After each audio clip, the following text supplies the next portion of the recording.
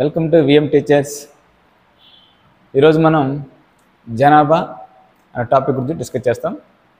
DSC post phone అయిందని ఆధారపడద్దండి. కొత్తగా prepare అయ్యే వాళ్ళకి ఇది మంచి అవకాశం. మీరు కొత్తగా డిఎస్సి ప్రిపేర్ అవ్వాలి, ఎలా చదవాలి అనే విషయాలు చాలామందికి కొంచెం కన్ఫ్యూజ్గా ఉంటుంది. ఎప్పుడైనా కానీ ఏదైనా మనకి ఒక కాంపిటేటివ్ ప్రిపేర్ అయ్యేటప్పుడు, ముఖ్యంగా డిఎస్సికి మనం టైం టేబుల్ ఫాలో కావాలి. ప్రతిరోజు ప్రతి సబ్జెక్ట్ని మనం చదవగలిగేలా టైం టేబుల్ వేసుకోండి. మార్నింగ్ 4 నుండి నైట్ 10 వరకు మీ టైం టేబుల్ వేసుకున్నట్లయితే ప్రతి సబ్జెక్ట్ని మనం టచ్ చేయాలి. ప్రతిరోజు ప్రతి సబ్జెక్ట్ని మనం టచ్ చేస్తేనే మనం డిఎస్సి రేస్లో ఉన్నట్టు. చాలామంది ఏం చేస్తారంటే ఏదో ఒక సబ్జెక్ట్ ఎత్తుకునేసి ఒక రోజంతా కూర్చొని ఉంటారు. అలా చేస్తే దరిదాపులో కూడా ఉండం మనం. ఈరోజు నువ్వు సోషల్ ఎత్తుకున్నావు, అలా రోజుకి ఒక సబ్జెక్ట్ చదువుకుంటూ పోతే తిరిగి సోషల్ ఎత్తుకోవడానికి 1 వారమో 10 రోజులు పడుతుంది. మరి చదివిందాన్ని మర్చిపోతాం. అందుకని ప్రతిరోజు ప్రతి సబ్జెక్టు మనం చదవగలిగినట్లయితే, ఈరోజు ఒక టాపిక్ చదివాం, 1వ పాఠం చదివాం, రేపు అదే టైం టేబుల్లో అదే 1వ పాఠాన్ని ఒక్కసారి చదివి నెక్స్ట్ 2వ పాఠానికి వెళ్ళాలి. స్టార్టింగ్ ఏమంటే మనకి ఎక్కువ టైం తీసుకుంటుంది. చదివేటప్పుడు ఎక్కువ టైం తీసుకుంటా ఉంది, నాకు రావట్లేదు అని ఆధారపడద్దండి. మనం ఒకసారి చదివితే రావడానికి మనం రోబోలేం కాదు. ఒకసారి చదవండి, రాదు. 2వసారి చదవండి, 3వసారి చదవండి, 4వసారి చదవండి, రాకుండా ఎక్కడ పోతుంది? ఖచ్చితంగా వచ్చి తీరుతుంది. ఫస్ట్ మనం కాన్సెప్ట్ నేర్చుకున్నట్లయితే ఈజీగా మనకు ఎక్కువ టైం తీసుకుని స్టార్టింగ్లో, మళ్ళీ 2వసారి 3వసారి అంత ఎక్కువ టైం తీసుకోదు. ఇన్ టైంలో మనం సిలబస్ కంప్లీట్ చేసుకోవచ్చు. ప్రిపేర్ అయ్యేటప్పుడు చాలామంది చదవడంలో పడి, ప్రిపరేషన్లో పడి వాటర్ తీసుకోరు. మీరు ఖచ్చితంగా వాటర్ బాటిల్ ఒకటి పక్కన పెట్టుకోండి. ఏదో ఒక స్నాక్స్ రూపంలో, అంటే స్నాక్స్ అంటే మసాలా దినుసులు కాదండి, వేరుశనగ ముద్దలు అలాంటివి అప్పుడప్పుడు తీసుకుంటా ఉండండి. ఈ విధంగా అప్పుడప్పుడు వేరుశనగ ముద్దలు తింటూ వాటర్ తాగుతూ మనం చదువుతూ ఉన్నట్టయితే బ్రెయిన్ కంటిన్యూగా పనిచేస్తుంది. మీరు ఒకే సబ్జెక్ట్ ఎత్తుకొని పొద్దున్నుంచి సాయంత్రం దాకా కూర్చొని అలా ఉంటే బ్రెయిన్ రిసీవ్ చేసుకోదు. ఎందుకంటే వేరియేషన్స్ ఉండాలి. అదే నువ్వు టైం టేబుల్ వేసుకొని 1.5 అవర్ 2 అవర్స్ ఒక సబ్జెక్ట్ చదివి, ఆ తర్వాత ఇంకొక 2 అవర్స్ ఇంకొక సబ్జెక్ట్ చదివి, అక్కడ వేరియేషన్స్ వస్తుంది. బ్రెయిన్ కూడా ఇంట్రెస్ట్గా రిసీవ్ చేసుకుంటుంది, యాక్టివ్గా ఉంటుంది. వాటర్ తాగండి, కొంచెం స్నాక్స్ తీసుకోండి. ఇలా మీరు కంటిన్యూగా ఇలా ప్లాన్ చేసుకుంటూ డిఎస్సి వరకు వెళ్తే ఖచ్చితంగా మీరు విజయం సాధిస్తారు. జనాభాని అధ్యయనం చేయడాన్ని జనాభా అధ్యయనం డెమోగ్రఫీ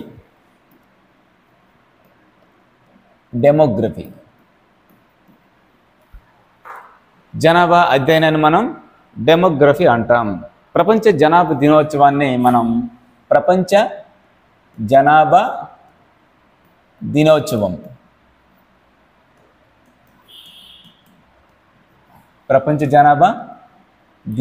మనం ఏ రోజు జరుపుకుంటున్నామంటే ప్రపంచ జనాభా దినోత్సవం మనం జూలై 11, 2022 సంవత్సరం నవంబర్ 15 నాటికి ఫిలిప్పీన్స్ రాజధాని మనీలాలో ఒక పాప పుట్టడంతో ప్రపంచ జనాభా 8 కోట్లకు చేరుకునింది.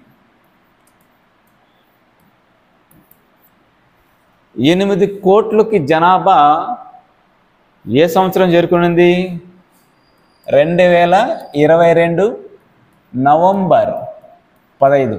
ఏ దేశంలో, ఏ ప్రాంతంలో పాప పుట్టడంతో ప్రపంచ జనాభా 8 కోట్లు చేరుకునిందంటే ఫిలిప్పీన్స్ రాజధాని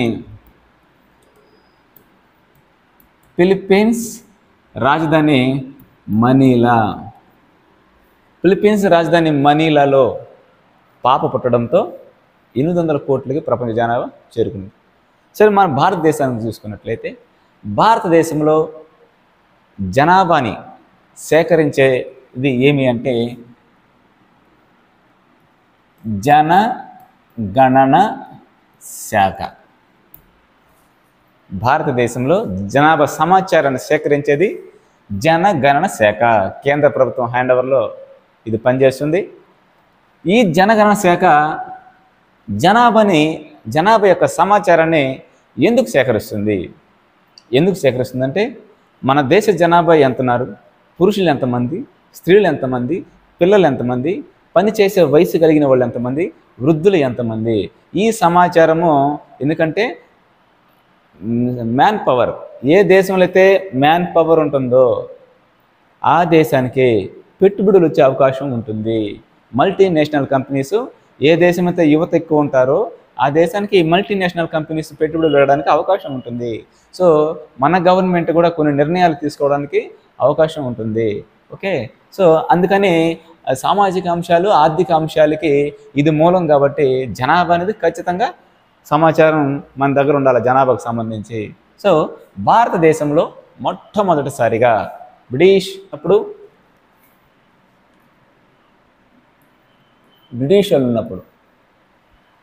వారు ఉన్నప్పుడు భారతదేశంలో 1872 సంవత్సరంలో జనగణన జరిగింది. 1872 సంవత్సరం. ఇది అసంపూర్ణంగా ఈ యొక్క జనాభా లెక్కల జరిగింది. ఈ 1872 సంవత్సరం నాటికి మొట్టమొదటిసారిగా భారతదేశంలో జనాభా లెక్కల సమాచారాన్ని సేకరించడం జరిగింది. ఆనాటి గవర్నర్ జనరల్ లేదా ఆనాటి వైస్రాయ్ ఎవరు అంటే ఆనాటి వైస్రాయ్ లార్డ్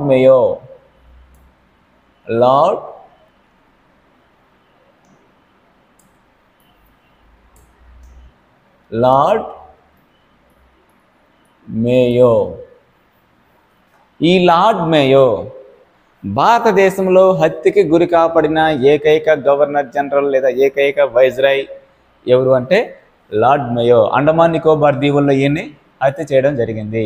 భారతదేశంలో 1872 సంవత్సరం తర్వాత 1881 సంవత్సరంలో ఖచ్చితమైన జనాభా లెక్కల సేకరణ చేయడం జరిగింది. సో ఖచ్చితమైన సంపూర్ణ జనాభా లెక్కలు ఏ సంవత్సరంలో చేయడం జరిగింది అంటే, ఏ సంవత్సరంలో సేకరించడం జరిగింది అంటే 1881. యాక్చువల్గా ప్రాసెస్ అనేది 1865 నుండి స్టార్ట్ అయింది. ఏది 72 సేకరణ 65లో స్టార్ట్ అయితే 72కి ఒక సమాచారం వచ్చింది. ఆ సమాచారం కూడా అసంపూర్ణంగా ఉన్నది. ఏ భారతీయ వ్యక్తి, ఏ జాతీయోద్యమ నాయకుడు, ఏ భారతీయ వ్యక్తి జనాభా లెక్కలను సేకరించడం జరిగింది మొదటిసారిగా అంటే దాదాపు నవరేజ్. సో ఆయన వృద్ధుడు కాబట్టి నిదానంగా అడపదడప అక్కడ సమాచారాన్ని అస్తవ్యస్తంగా కొంత సమాచారాన్ని సేకరించి ఆయన డిక్లేర్ చేయడం జరిగింది. సో 1872 సంవత్సరంలో వైస్రాయ్ లార్డ్ మేయో కాలంలో జనాభా లెక్కలు సేకరించిన భారతీయ వ్యక్తి ఎవరంటే దాదాబాయ్ నవరోజీ. ఇది అసంపూర్ణం. సంపూర్ణమైన జనాభా లెక్కల సేకరణ 1881. ఆనాటి వైస్రాయ్ లార్డ్ రిప్పన్. ఇక్కడ అసంపూర్ణం అంటే అసంపూర్ణమైన సమాచారాన్ని సేకరించడం జరిగింది. సంపూర్ణ జనాభా లెక్కల సేకరణ, సంపూర్ణ జనాభా లెక్కల సేకరణ ఏ సంవత్సరం? 1881. ఆనాటి గవర్నర్ జనరల్ లేదా వైస్రాయ్ ఎవరు అంటే లార్డ్ రిప్పన్. ఈయనని స్థానిక స్వపరిపాలన పితామహుడు అని పిలుస్తారు. లార్డ్ రిప్పన్ స్థానిక స్వపరిపాలన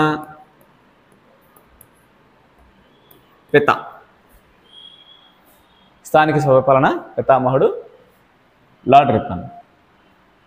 ఈ సంవత్సరం నుండి ప్రతి 10 సంవత్సరాలకు ఒకసారి జనాభా లెక్కల సేకరణ జరుగుతూ ఉంది మన దేశంలో. గమనిస్తే ఈ మధ్య కాలంలో ఇటీవల కాలంలో జనాభా లెక్కల సేకరణ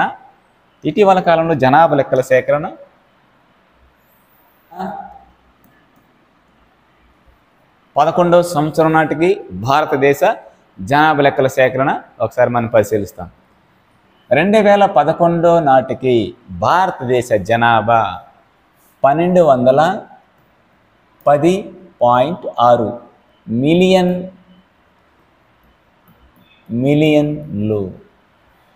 2011 నాటికి భారతదేశ జనాభా ఎంతున్నారు అంటే 1210.6 మిలియన్లు.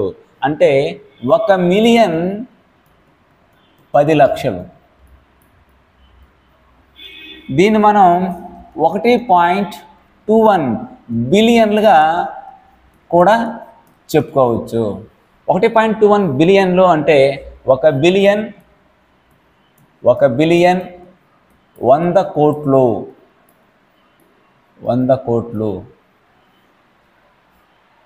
ప్రపంచంలో మన దేశ జనాభా ఎంత శాతం అంటే 17.5%. ప్రపంచ జనాభాలో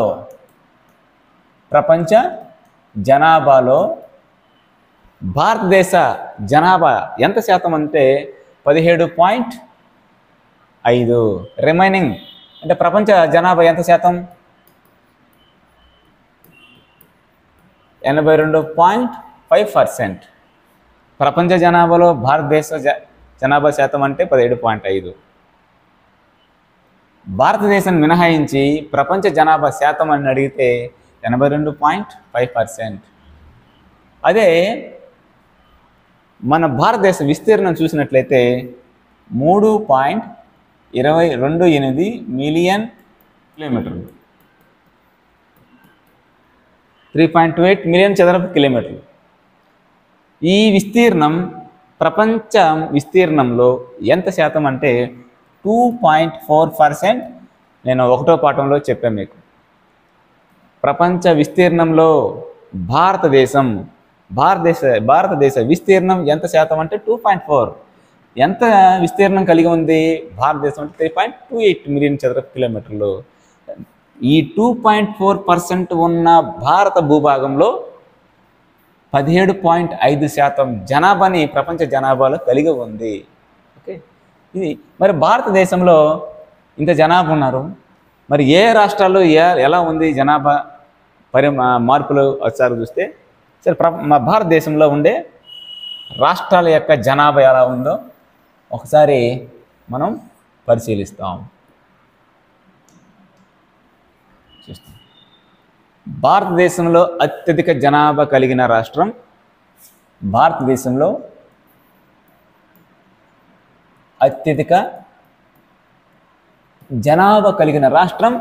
యూపీ, ఉత్తరప్రదేశ్. ఇక్కడ ఎంత అంటే 199 మిలియన్లు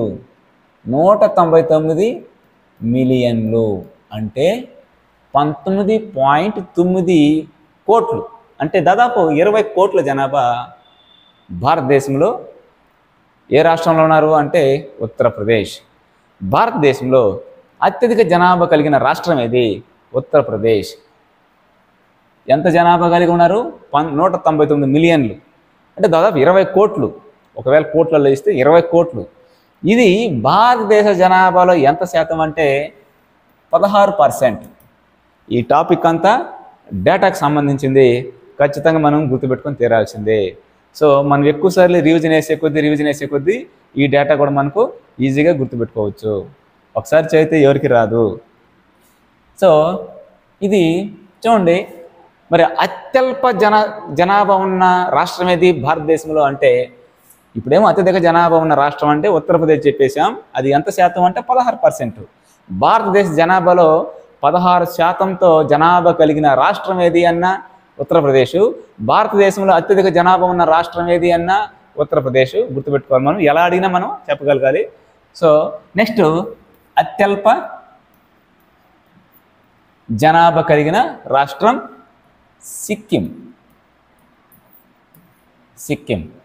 సిక్కింలో ఎంత జనాభా ఉన్నారంటే 0.6 మిలియన్లు. 0.6 మిలియన్లు అంటే ఇక్కడ ఎన్ని లక్షలు? 1 మిలియన్ అంటే 10 లక్షలు. ఇక్కడ 1 మిలియన్ కూడా లేరు. 0.6 అంటే 6 లక్షల జనాభా మాత్రమే. దాదాపుగా ఒక 6 లక్షల జనాభా ఇక్కడ కలిగి ఉన్నారు. మరి ఇది భారతదేశ జనాభాలో ఎంత శాతం అంటే 0.05%. 0.05%. 0.05%తో అత్యల్ప జనాభా కలిగిన రాష్ట్రం ఏది అన్న సిక్కిం. లేదా 0.6 మిలియన్ల జనాభా కలిగిన రాష్ట్రం ఏది అంటే భారతదేశంలో సిక్కిం. ఓకే, ఇది జనాభా పరంగా అత్యధిక అత్యల్ప.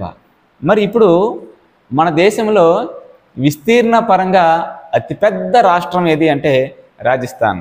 సో మనకు మొదట పాఠంలోనే చెప్పాము మీకు ఇవన్నీ. విస్తీర్ణ పరంగా పెద్ద రాష్ట్రం. సో విస్తీర్ణ పరంగా మనం చూసినట్లయితే రాజస్థాన్ అతి పెద్దది. మరి రాజస్థాన్లో ఎంత జనాభా కలిగి ఉన్నారని మనం గమనిస్తే కేవలం 5.5% మాత్రమే. మరి చూడండి తక్కువ. మరి ఈ పక్క లక్షద్వీపులు కూడా మనం గమనించినట్లయితే లక్షద్వీపుల్లో 64,429 మంది మాత్రమే అక్కడ ఉన్నారు. లక్షద్వీపులు ఎంతమంది జనాభా? కేవలం 64,000 మంది అక్కడ నివసిస్తూ ఉన్నారు. మరి అతిపెద్ద రాష్ట్రమైన రాజస్థాన్లో కూడా విస్తీర్ణ పరంగా 5.5% మాత్రమే జనాభాని కలిగి ఉన్నారు. మన దేశంలో ఒకవేళ మీకు జీకేకి పనికొస్తుంది, విస్తీర్ణ పరంగా పెద్ద జిల్లా అడిగితే రన్ ఆఫ్ కచ్ విస్తీర్ణ పరంగా పెద్ద జిల్లా. రాన్ ఆఫ్ కచ్. విస్తీర్ణ పరంగా చిన్న జిల్లా అంటే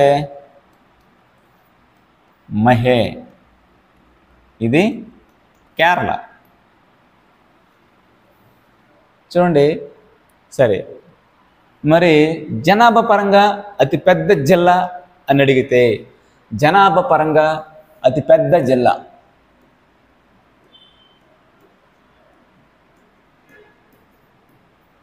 ఇది జనాభా పరంగా.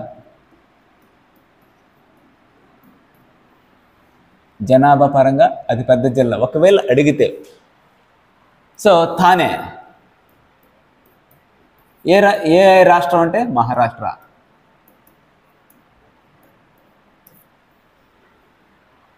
అదే జనాభా పరంగా అతి చిన్న జిల్లా ఏది భారతదేశంలో అంటే దిబంగ్ వ్యాలీ. చిన్న జిల్లా దిబంగ్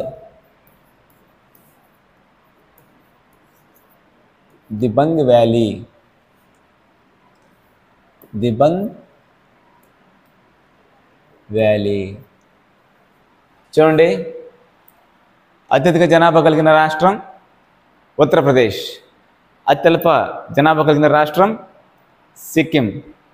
విస్తీర్ణ పరంగా అతిపెద్ద రాష్ట్రమైన రాజస్థాన్లో ఎంత శాతం జనాభా ఉన్నారంటే 5% కేవలం.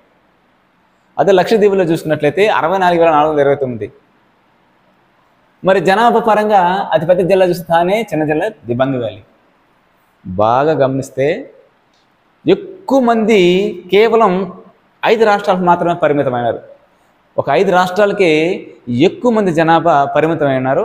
అవి ఏ రాష్ట్రాలు ఒకసారి చూస్తాం, మ్యాప్ ద్వారా తెలుసుకుందాం. ఎందుకు ఆ రాష్ట్రాల్లోనే ఉన్నారు, మిగతా రాష్ట్రాల్లో ఎందుకు లేరు అనే విషయం కూడా మనకు తెలియాలంటే మనం ఒకసారి మ్యాప్ ద్వారా మనకు కొన్ని విషయాలు తెలియాలి. అందుకే మీకు చెప్పేది ఖచ్చితంగా మ్యాప్ అనేది మీకు ఐడియా ఉండాలి. ఎక్కువగా జనాభా కలిగిన రాష్ట్రాలు 5 ఇచ్చాడు. ఒకటి ఉత్తరప్రదేశ్, ఎంత శాతం అని చెప్పాను మీకు? 16%. నెక్స్ట్ మహారాష్ట్ర ఎంత శాతము అంటే 9%. నెక్స్ట్ బీహార్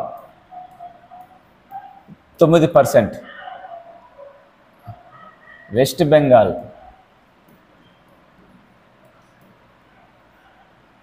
బెంగాల్ 8%. ఏపీ 7%. చూడండి, ఉత్తరప్రదేశ్ 16%. 5 రాష్ట్రాల్లో ఎక్కువ జనాభా ఉన్నారు. అందులో టెక్స్ట్ బుక్లో క్లియర్గా మనకు శాతాలు ఇచ్చున్నాడు మ్యాప్ పాయింటింగ్లో, మ్యాప్ ఇచ్చేసి. సో మనం ఖచ్చితంగా తెలుసుకోవాల్సిందే డిఎస్సి పాయింట్ ఆఫ్లో ఏ చిన్న ఏ మూలను కూడా మనం ఏది వదిలేదానికి లేదు. ఒకప్పుడు టెక్స్ట్ బుక్లో లేని క్వశ్చన్ అడిగితే కోర్టుకి వెళ్ళేవారు ఒకప్పుడు. ఈరోజు అలా లేదు. ఒక పరిధి అంటూ లేదు దీనికి. కంటెంట్ అంటే ఖచ్చితంగా నువ్వు నేర్చుకోవాల్సిందే. ఇది నాకు ఇంపార్టెంట్, ఇది ఇంపార్టెంట్ కాదు అని కాంపిటేటివ్లో ఉండదు. ప్రతిదీ కూడా ఇంపార్టెంటే. కొంతమంది చెప్తా ఉంటారు, ఈ ఏరియాలో చూసుకోండి, ఈ ఏరియాలో ఎక్కువ బిట్లు పడతాయి. ఇది 10th క్లాస్ ఎగ్జామ్స్ కాదు, ఇది కాంపిటేటివ్. ప్రతి ఏరియా, ప్రతి పాయింట్, ప్రతి లైను మనకు ఇంపార్టెంటే. మొదటి పేజీ నుండి చివరి పేజీ వరకు ప్రతి పదము, ప్రతి లైను, ప్రతిదీ మనకి ఇంపార్టెంట్. కాబట్టి మనం ఏది వదిలేదానికి లేదు. సో టెక్స్ట్ బుక్లో మనకు మొదట 5 రాష్ట్రాల గురించి ఇచ్చినాడు. ఇవి ఎక్కువ జనాభాని కలిగి ఉన్నాయి భారతదేశంలో అనేసి, వాటి శాతం కూడా ఇచ్చినాడు. కాబట్టి మనం వాటిని నేర్చుకోవాల్సిందే. సో మన ఆంధ్రప్రదేశ్ చూసినట్లయితే 7%తో మన ఆంధ్రప్రదేశ్ ఉంది. వెస్ట్ బెంగాల్ 8%, బీహార్, మహారాష్ట్ర 9%, ఉత్తరప్రదేశ్ 16%. కేవలం జనాభా కొన్ని రాష్ట్రాలకు మాత్రమే పరిమితమైంది. మిగతా రాష్ట్రాల్లో ఎందుకు జనాభా విస్తరణ అంతంత మాత్రంగా ఉంది, ఎందుకు జనాభా అసమానతలు ఉన్నాయి అనే విషయం మనం ఒక్కసారి చూసినట్లయితే, జనాభా విస్తరణకు అతి తక్కువ జనాభా ఉండడానికి కొన్ని ప్రాంతాల్లో మాత్రమే ఎక్కువ ఉండి కొన్ని రాష్ట్రాల్లో తక్కువగా ఉండడానికి గల కారణాలు మనం గమనించినట్లయితే, ఆ ప్రాంతంలో కఠినమైన నేలలో లేదా నివసించడానికి అనుకూలమైన నేలలు కావు అవి. నెక్స్ట్ మనం గమనిస్తే నీరు వాటర్ ఫెసిలిటీస్ తక్కువ ఉండే ప్రాంతాల్లో జనాభా ఉండడానికి ఇష్టపడరు. ఉదాహరణకు మనం చూసినట్లయితే రాజస్థాన్లో జనాభా తక్కువ, ఆడ వాటర్ ప్రాబ్లం. ఇక అరుణాచల్ ప్రదేశ్లో తక్కువ ఉండడానికి గల కారణం ఏమి? అక్కడ తక్కువ ఉండడానికి గల కారణము కొండ ప్రాంతాలు, మైదాన ప్రాంతాలు తక్కువ. ఎక్కువగా కొండలు, గుట్టలు, పర్వతాలతో కూడి ఉంటుంది కాబట్టి ఆ ప్రాంతము. సో ఆ ప్రాంతాల్లో తక్కువ జనాభా. సో కఠినమైన నేలలు ఉండడం, పర్వత ప్రాంతాలు ఉండడం, కొండ ప్రాంతాలు ఉండడం, అలాగే నీరు అందుబాటులో ఉండడం. ఉదాహరణకు మనం రాజస్థాన్ చూడవచ్చు. ఇక్కడ నీరు అందుబాటులో ఉన్నప్పటికీ అక్కడ నివాసాలు ఏర్పాటు చేసుకోవడానికి అనుకూలమైన ప్రదేశాలు లేకపోవడం. అననుకూల వాతావరణం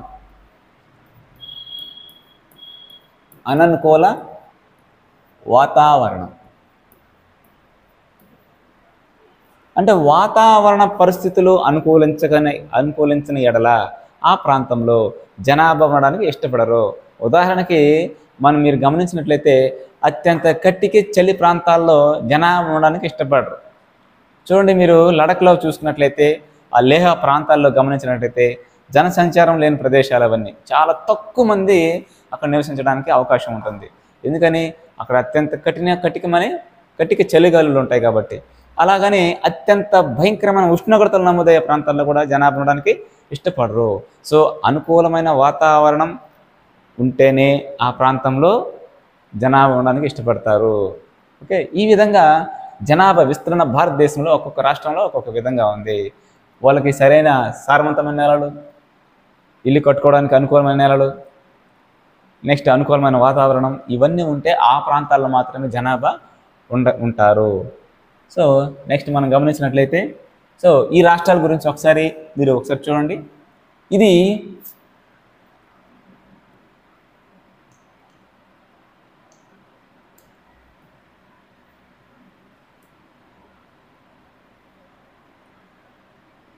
ఉత్తరప్రదేశ్ రాష్ట్రం, నెక్స్ట్ బీహార్, నెక్స్ట్ ఏమి ఇచ్చాడు? బీహార్,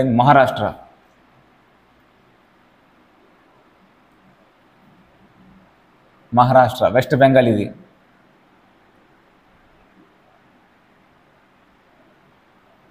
వెస్ట్ బెంగాల్.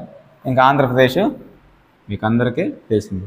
సో ఈ రాష్ట్రాలు చూడండి, ఇది మైదాన ప్రాంతం, ఇక్కడ కోస్టల్ ఏరియా. మహారాష్ట్ర మాత్రము మిగతా రాష్ట్రాలతో పోలిస్తే 9%తో ఉంది. ఎందుకంటే అక్కడ జనాభా ఎక్కువ ఉన్నారు. సో ఆర్థిక రాజధాని ముంబై ఉంది, చాలా కీలకమైన నగరాలు ఉన్నాయి కాబట్టి అక్కడ జనాభా ఎక్కువ ఉన్నారు. సో మిగతా ఆనాటి కాలం నుండి అది డెవలప్మెంట్. బ్రిటిష్ వాళ్ళ కాలం నుండి బ్రిటిష్ వాళ్ళు కేవలం 3 ప్రాంతాలను డెవలప్ చేయడం జరిగింది. ఏవే ప్రాంతాలు? అవి పోర్ట్ ఏరియాస్ మాత్రమే. 1 కలకత్తా, 2 చెన్నై, 3 ముంబై. అంటే అప్పటి నుండే జనాభా పెరగడానికి అక్కడ అవకాశం ఉంది. ఆ చేతనే అక్కడ జనాభా పెరగడం జరిగింది. అతను డెవలప్ చేయడం వల్ల ఆ పోర్ట్ ఏరియా కాబట్టి ఆ ఎగుమతులు ఎక్స్పోర్ట్ ఇంపోర్ట్స్కి ఆ ప్రాంతాన్ని డెవలప్ చేసుకున్నాడు. ఆ ప్రాంతంలో జనాభా ఎక్కువ నివసించడం జరిగింది. అందుకే ఈ ప్రాంతాల్లో మాత్రమే జనాభా ఎక్కువగా నివసిస్తున్నారు. జనసాంద్రత అంటే ఏంటంటే ఒక నిర్దిష్ట ప్రాంతంలో నివసిస్తున్న ప్రజల సంఖ్యనే మనం జనసాంద్రత అంటాం. ఒక నిర్దిష్ట ప్రదేశంలో నివసిస్తున్న ప్రజల సంఖ్యని జనసాంద్రత అంటాం. మనకు టెక్స్ట్ బుక్లో అలాగే ఇచ్చినాడు.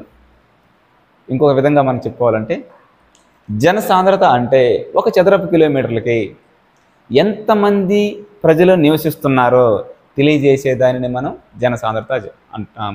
అంటే ఒక చదరపు కిలోమీటర్ అంటే 1 kilometre 1 kilometre 1 kilometre 1 kilometre. So ఈ విస్తీర్ణం ఇది ఒక చదరపు కిలోమీటరు. ఈ 1 చదరపు కిలోమీటర్లో ఎంతమంది నివసిస్తున్నారో తెలియజేసే దానినే జనసాంద్రత అంటాం. మరి భారతదేశంలో తీసుకున్నట్లయితే 382 ఒక చదరపు కిలోమీటర్లకి నివసిస్తున్నారు. మరి ప్రపంచంలో భారతదేశం కన్నా ఎక్కువ జనసాంద్రత ఉన్న దేశాలు ఉన్నాయి. అందులో టెక్స్ట్ బుక్లో మెన్షన్ చేయడం జరిగింది. ప్రపంచంలో చూసుకున్నట్లయితే బంగ్లాదేశ్,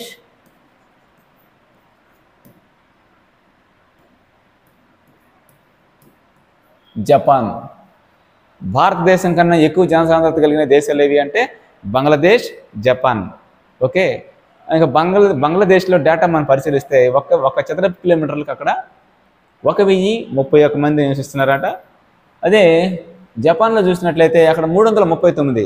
కానీ అది ఎలా మనకన్నా ఎక్కువైందో నాకైతే అర్థం కాల. మన దేశంలోనే 382 మంది, కానీ టెక్స్ట్ బుక్లో ఎందుకు అలా మెన్షన్ చేయడం జరిగిందో మనకు తెలియట్లేదు. బట్ క్వశ్చన్ అడిగితే భారతదేశం కన్నా అత్యధిక జనసాంద్రత కలిగిన దేశాలు ఏవి అంటే బంగ్లాదేశ్, జపాన్ ఆప్షన్లో ఉంటే పెట్టాలి మనము. ఓకే, టెక్స్ట్ బుక్లో ఏది ఇస్తే దాన్ని మనం అదే పెట్టాలి, వేరే దాన్ని పెట్టాల్సిన అవసరము లేదు. ఒకవేళ పెట్టినా మనకు మార్పు రాదు, అదే పెట్టాలి. టెక్స్ట్ బుక్లో ఏది ఇస్తే అదే మనకు కరెక్ట్, వేరే ఏం మాట్లాడకూడదు ఇంకా. సో భారతదేశ జనసాంద్రత 382. ఇది భారత్. మరి ఆంధ్రప్రదేశ్ జనసాంద్రత చూస్తే 308. ఆంధ్రప్రదేశ్ జనసాంద్రత 308. మరి భారతదేశంలో ఒక చదరపు కిలోమీటర్లకి 382 మంది ఉన్నారు. మరి ఏ రాష్ట్రాల్లో ఎంత జనసాంద్రత ఉన్నారో అని ఒకసారి పరిశీలిస్తే భారతదేశంలో అత్యధిక జనసాంద్రత కలిగిన రాష్ట్రం ఏది అంటే బీహార్. ఎంతమంది బీహార్లో అంటే 1102.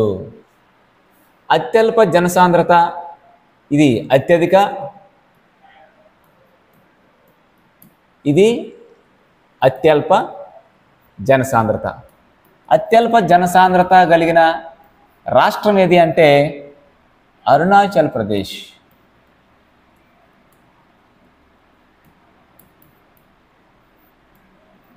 పదిహేడు మంది మాత్రమే ఉన్నారు. చూడండి, జనసాంద్రత గురించి, జనసాంద్రత పరంగా అత్యధిక జనసాంద్రత కలిగిన రాష్ట్రం అంటేనే బీహార్ పెట్టండి. మరి అత్యధిక జనాభా కలిగిన రాష్ట్రం అంటే ఉత్తరప్రదేశ్ మారిపోతుంది. ఎందుకంటే చాలా పెద్ద రాష్ట్రం అది. రాష్ట్రం మొత్తం తీసుకున్నట్లయితే ఎక్కువ జనాభా ఉన్నారు. మరి అదే అత్యల్ప జనాభా కలిగిన రాష్ట్రం అంటే సిక్కిం. అదే అత్యల్ప జనసాంద్రత కలిగిన రాష్ట్రం అంటే అరుణాచల్ ప్రదేశ్, 17 మంది చదరపు కిలోమీటర్కి. ఓకే, క్వశ్చన్ క్లారిటీగా మీరు కన్ఫ్యూజ్ కావద్దండి. క్లారిటీగా క్వశ్చన్ ఉంటుంది, క్లారిటీగా ఆన్సర్ చేయండి. ఓకే, నెక్స్ట్ 250 కన్నా తక్కువగా ఉన్న 250 కన్నా తక్కువ జనసాంద్రత కలిగిన రాష్ట్రాలు టెక్స్ట్ బుక్లో మెన్షన్ చేయడం జరిగింది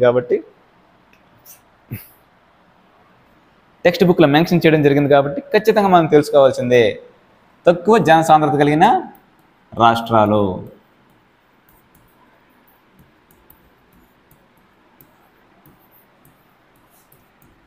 అవేంటో ఒకసారి మనం పరిశీలిస్తాం. లడక్, ఈ రెండు. ఓకే, నెక్స్ట్ రాష్ట్రాలు చూసుకున్నట్లయితే హిమాచల్ ప్రదేశ్,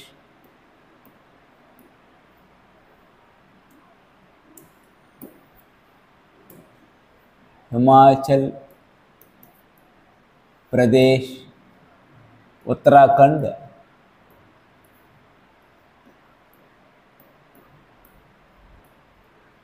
అరుణాచల్ ప్రదేశ్,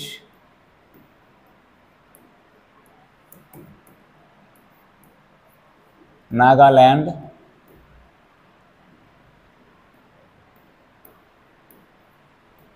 మణిపూర్, మిజోరాం, మేఘాలయ, నెక్స్ట్ రాజస్థాన్,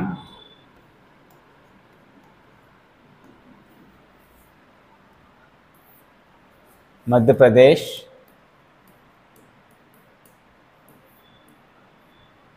ఛత్తీస్గఢ్,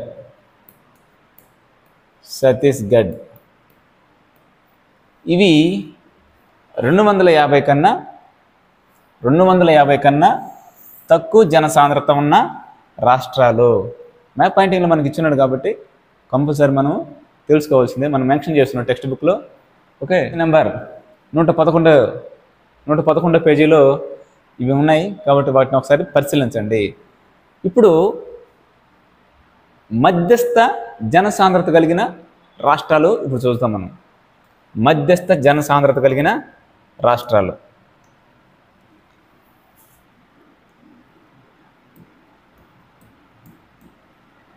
మధ్యస్థ జనసాంద్రత.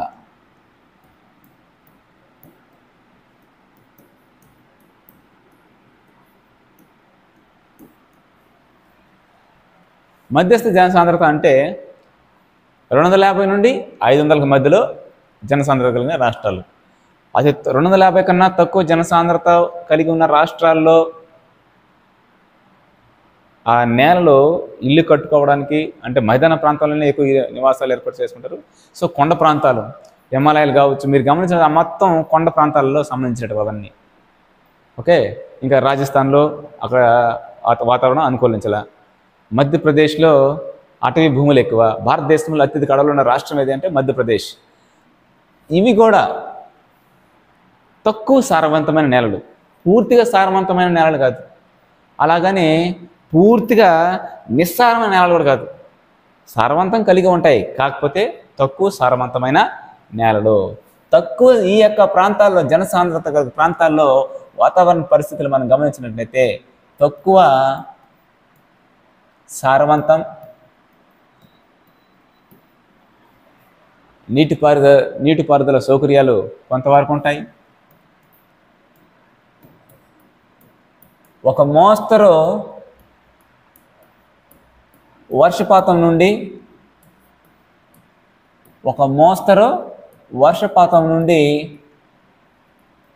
తక్కువ వర్షపాతం.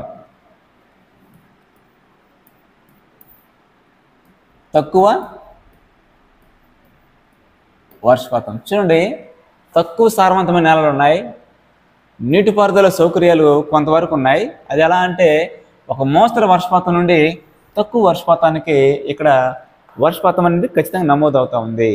రాజస్థాన్ లాగా ఎప్పుడో ఒకసారి అంటే 10 సెంటీమీటర్ల కన్నా తక్కువ వర్షపాతం కదా అక్కడ నమోదవుతూ ఉంది.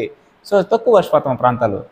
నెక్స్ట్ ఇక్కడ ఒక మోస్తరు వర్షపాతం అయితే ఉంది కాబట్టి అందుకే జనసాంద్రత, మధ్యస్థ జనసాంద్రత 250 నుండి 500 మధ్య. ఇక్కడ మీరు రాసుకోండి, మధ్యస్థ జనసాంద్రత అంటే ఏమి? 250 నుండి 500 మధ్య జనాభా ఉండే రాష్ట్రాలు మధ్యస్థ జనసాంద్రత కలిగిన రాష్ట్రాలు అంటాం. ఉదాహరణకు మనం గమనించినట్లయితే మన దేశంలో అస్సాం రాష్ట్రం, ద్వీపకల్ప రాష్ట్రాలు. ద్వీపకల్ప రాష్ట్రాలు అంటే ద్వీపకల్ప రాష్ట్రాలు ఇచ్చాడు, టెక్స్ట్ బుక్లో ఇచ్చాడు. సో ఇక్కడ మహారాష్ట్ర వస్తుంది, కర్ణాటక వస్తుంది, తెలంగాణ, నెక్స్ట్ గుజరాత్ టచ్ అవుతుంది కాబట్టి, జార్ఖండ్, నెక్స్ట్ ఒడిస్సా, ఏపీ.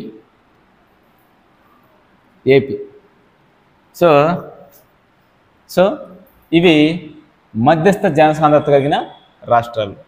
చూడండి, మహారాష్ట్ర, కర్ణాటక, తెలంగాణ, గుజరాత్, జార్ఖండ్, ఒడిస్సా, ఏపీ. ఇవి మధ్యస్థ జనసాంద్రత ఎంత అంటే 250 నుండి 500 మధ్య ఉండే జనసాంద్రత కలిగిన రాష్ట్రాలు మధ్యస్థ జనసాంద్రత రాష్ట్రాలు, అస్సాం, ద్వీపకల్ప రాష్ట్రాలు. ఇవి ఒకసారి మనం చూసుకోండి. నెక్స్ట్ ఇప్పుడు అత్యధిక జనసాంద్రత కలిగిన రాష్ట్రాలు. అత్యధిక జనసాంద్రత కలిగిన రాష్ట్రాలు మనం ఒకసారి పరిశీలించినట్లయితే,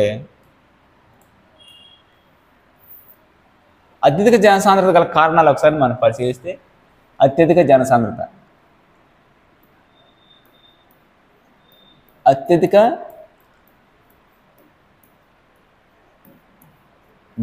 గల కారణాలు సారవంతమైన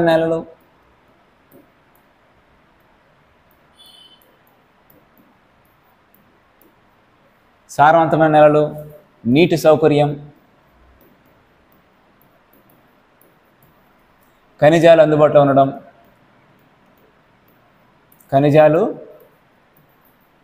అందుబాటులో అధిక వర్షపాతం, చదునైన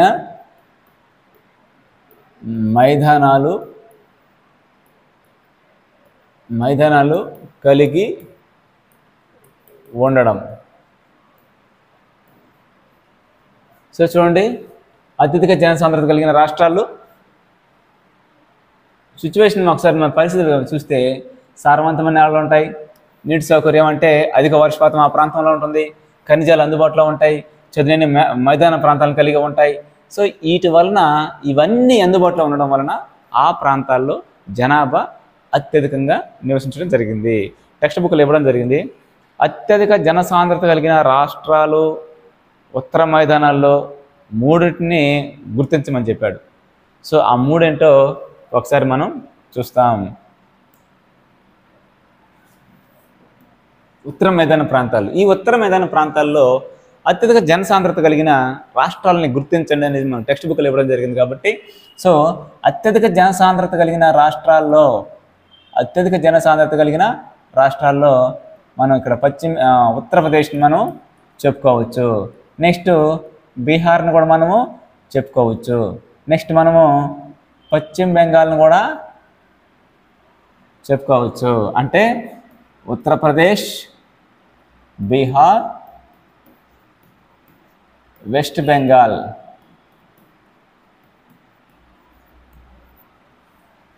ఉత్తరప్రదేశ్, బీహార్, వెస్ట్ బెంగాల్ ఇవి అత్యధిక జనసాంద్రత కలిగిన రాష్ట్రాలు. ఉత్తర మైదానాలను మనం టెక్స్ట్ బుక్లో ఇవ్వడం జరిగింది కాబట్టి వాటిని తెలుసుకోవాల్సిందే. నెక్స్ట్ 2014 జూన్లో 29వ రాష్ట్రంగా తెలంగాణ అవతరించింది. 29వ రాష్ట్రం ఏది? భారతదేశంలో 29వ రాష్ట్రంగా అవతరించిన రాష్ట్రం ఏది అంటే తెలంగాణ. చూడండి, ఆగస్టు 5, 2019 సంవత్సరంలో జమ్మూ కాశ్మీర్ ఇది జమ్మూ కాశ్మీర్. ఈ జమ్మూ కాశ్మీర్ రాష్ట్రాన్ని, ఆ రాష్ట్రానికి రాష్ట్ర హోదా రద్దు చేయడం జరిగింది. రాష్ట్ర హోదాని రద్దు చేసి దీనిని కేంద్రపాలిత ప్రాంతాలుగా, 2 కేంద్రపాలిత ప్రాంతాలుగా విభజించడం జరిగింది. దీనేమో జమ్మూ అండ్ కాశ్మీర్ కేంద్రపాలిత ప్రాంతం, దీనేమో లడఖ్ కేంద్రపాలిత ప్రాంతంగా విభజించడం జరిగింది. సో భారతదేశంలో 8 కేంద్రపాలిత ప్రాంతాలు ఉన్నాయి. సో ఎలా అక్కడ ఉన్నటువంటి 370 ఆర్టికల్ని రద్దు చేయడం వలన అక్కడ కాశ్మీర్ స్వయం ప్రతిపత్తిని కోల్పోయింది. సో భారతదేశంలో ఏదైనా చట్టం చేస్తే అది కాశ్మీర్లో అమలయ్యేది కాదు. వాళ్ళకి సపరేట్ రాజ్యాంగం, సపరేట్ జెండా అలా ఉండేటివి. సో ఎప్పుడైతే 370 ఆర్టికల్ రద్దు చేశారో, సో భారత్లో కంప్లీట్గా అది భాగమైంది. భారతదేశ రాజ్యాంగం అక్కడ అమలవుతుంది, భారతదేశ జెండా అక్కడ ఎగురుతుంది. సో ఎప్పుడు కేంద్రపాలిత ప్రాంతాలుగా ఏర్పాటు జమ్మూ కాశ్మీర్, లడఖ్ని కేంద్రపాలిత ప్రాంతాలుగా ఎప్పుడు ఏర్పాటు చేయడం జరిగింది అంటే 2019 ఆగస్టు 5వ తారీఖున. జమ్మూ కాశ్మీర్ రాష్ట్రం రాష్ట్ర హోదాని ఎప్పుడు కోల్పోయింది అని అడుగుతాడు. అప్పుడు 2019 ఆగస్టు 15 అని గుర్తుపెట్టుకోండి. ప్రస్తుతం కేంద్రపాలిత ప్రాంతాలు 8 ఉన్నాయి. అది 1వ పాఠంలో మనం డిస్కస్ చేసుకున్నాం.